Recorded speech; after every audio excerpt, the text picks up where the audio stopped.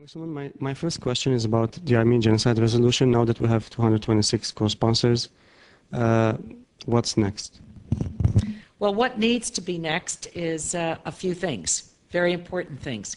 We want to, number one, keep getting co-sponsors. So this is not something that has ended. This is still, we are still in play, and every week I talk to members on the floor of the House to invite them to come on to the resolution, answer questions, et cetera, et cetera. Very importantly, Mr. Lantos, Congressman Tom Lantos from California, Northern California, is chairman of the International Relations Committee. He needs to schedule the bill for markup. That means that you write up the bill, it's accepted by the committee, there's a vote of that committee, and then once they pass that through that committee, then it qualifies to come to the floor of the House for action. And of course, that third piece is what we are preparing for with all of the co-sponsors. Now, why is 226 and counting important? Because the majority of the House is 218. So we not only have to keep members on the legislation, that's also very important, not allow people to stray, not allow the Turkish lobby to affect members and peel them off of the legislation. But those are the three things. More co-sponsors, keep the co-sponsors that we have, A. B, Mr. Lantos must take it up in his committee, and we need to pass it out of that committee, have the votes there, and then it needs to move to the floor, scheduled for the floor of the House, and win on the floor of the House. Now, obviously, the expectations are high, and Speaker Pelosi, it's up to her. And it's understandable she's under a lot of pressure from lobby groups and the Turkish government and the State Department. So how do you see this thing developing in the next few weeks? Well, the Armenian American community should retain their confidence in Speaker Pelosi. She has always been on the resolution since she came to the Congress. She was committed to the community and what needs to be done. She has spoken every year on it on the floor of the House, and now we are so proud that she is our speaker. So she hasn't changed her mind about the issue. It's up to us to be able to pass it so that we have the co-sponsors, that we get it through the committee, the votes on the committee. The speaker doesn't tell people how to vote. Some people think that the speaker does, but it really doesn't work that way. This is a democratic institution, small d, and then she likes to win. So we're going to have to demonstrate that we have the votes on the floor in order to win. And we have all known from the very beginning, no one knows it better than the Armenian American community, that this has always been tough. The opposition understands our position of strength now, and they keep ratcheting up every day. You mentioned the opposition. Do you feel any difference between the way the opposition operated previously and this year in terms of both the Turkish government and also the lobby groups? Yeah, they've increased it. They've increased it. There's more money and there's more pressure, and that's not a surprise to me.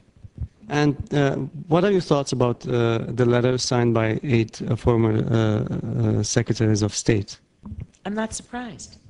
I have to tell you, I'm not surprised. And the reason I'm not surprised is each one of those secretaries of state, all former, are defending the policy that they carried, that they implemented.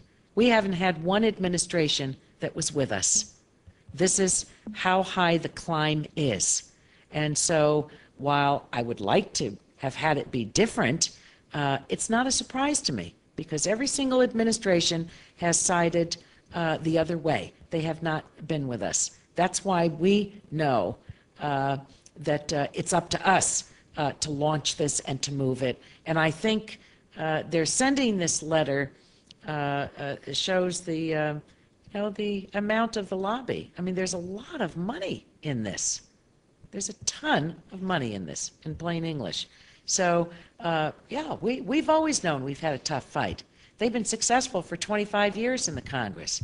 But I believe that we can change it, and I believe that we will change it. And the reason for that is because it's the right thing to do.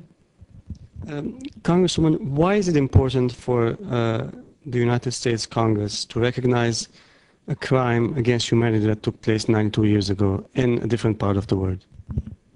The greatest strength that America has is her moral standing in the world. That has been and continues to be the most eloquent statement about who and what we are as a nation. And while we have moved away from some of those values, very sadly, I might say, and that has chipped away at the credibility of the United States of America, make no mistake about it. Yes, we are the mightiest in terms of military. We certainly are the most powerful economic power in the world. But without moral standing, then you have a house that essentially is built on sand. And so this is about who and what we stand for, who we are and what we stand for. And our human rights record and our recognition to correct not only history around the world, but our very own history.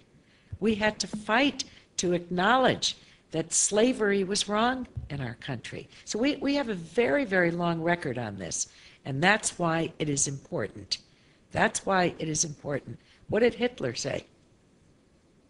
What did Hitler say? That's right. Who will remember the Armenians? We will. Congressman, this is a very important human rights issue, but it's also a very personal issue for you. Can you talk about that?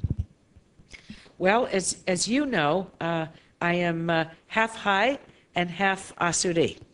And so that's a very powerful mixture for me, because in both backgrounds, on both sides of my family, were persecuted and fled the region. On the Armenian side of my family, no one can ever suggest. I mean, when I saw that full-page ad in the New York Times taken out by the Turkish lobby saying, let's settle this once and for all as to whether there was or was not a genocide, and have a commission, excuse me, did my grandmother lie? I mean, I sat at her knee, and she described the slaughter of her own family. So that it's not something that's distant from me. And so it's not only about their personal journey and the million plus that died. We're not asking anyone for money. We're simply stating that this be a fact that is set down and recognized by the American people. And I think the American people are way ahead of us. There isn't any argument in my congressional district or across the country as to whether this is something that took place. In fact, constituents are stunned that this is even a battle. And the battle is being waged, denial. It's denial. I think that it would be a gift for the Turkish people and the Turkish government to get this behind them. This isn't the present-day Turkey that did it. This is the Ottoman Empire. So, yes, this is very, very close to me. It's my family. It's who I am. It's who I come from. And so why wouldn't I? But these things do not stop because they are simply personal. This is, I think, so important for our nation to recognize. And, you know, when you move from denial to truth, you're free. Thank you very much.